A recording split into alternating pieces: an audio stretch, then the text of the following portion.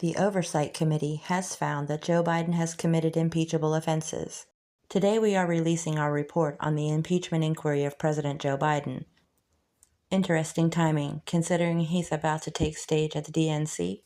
The evidence produced by our impeachment inquiry is the strongest case for impeachment of a sitting president. Americans know Joe Biden was the brand the Bidens sold around the world to enrich the Biden family, and Joe Biden knew of, benefited from, and participated in his family's influence peddling schemes.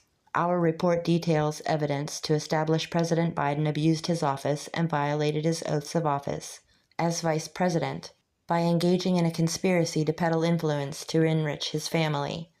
Then, as President, Joe Biden and the Biden-Harris administration obstructed the House of Representatives impeachment inquiry and the criminal investigation of President Biden's son. President Trump had this to say.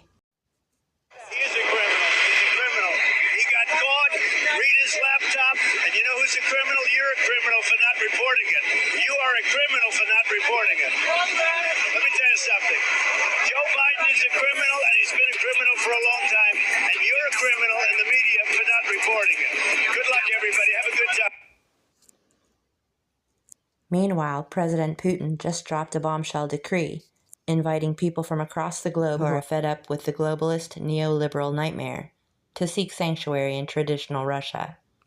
Russian news agency TASS reports, Russia offers safe haven for people trying to escape Western liberal ideals. Quote, under the document, such foreign nationals will have the right to apply for temporary residence in Russia, outside the quota approved by the Russian government, and without providing documents confirming their knowledge of the Russian language, Russian history, and basic laws, end quote. On August 19th, Moscow will provide assistance to many foreigners who want to escape the neoliberal ideals being put forward in their countries and move to Russia, where traditional values reign supreme, according to a decree signed by President Vladimir Putin. Under the document, such foreign nationals will have the right to apply for temporary residence in Russia, quote, outside the quota approved by the Russian government, and without providing documents confirming their knowledge of the Russian language, Russian history, and basic laws, end quote.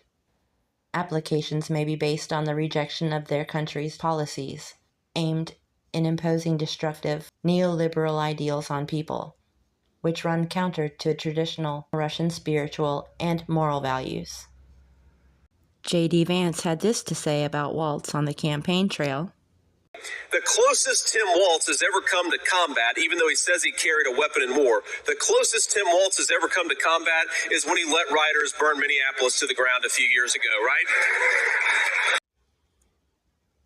And the New York Times is reporting that a far-right takeover of Georgia's election board could swing the election. The unelected body that shapes voting rules has a new conservative majority, who question the state's 2020 results. They now have new power to influence the results in 2024. And there are reports that there is a U-Haul rent-a-truck outside of the White House today, with people reporting, finally, Bidens are going to be out of the White House. U-Haul moving trucks are stationed outside the White House today in anticipation of the president's farewell address to the DNC. Should be interesting. Stay tuned.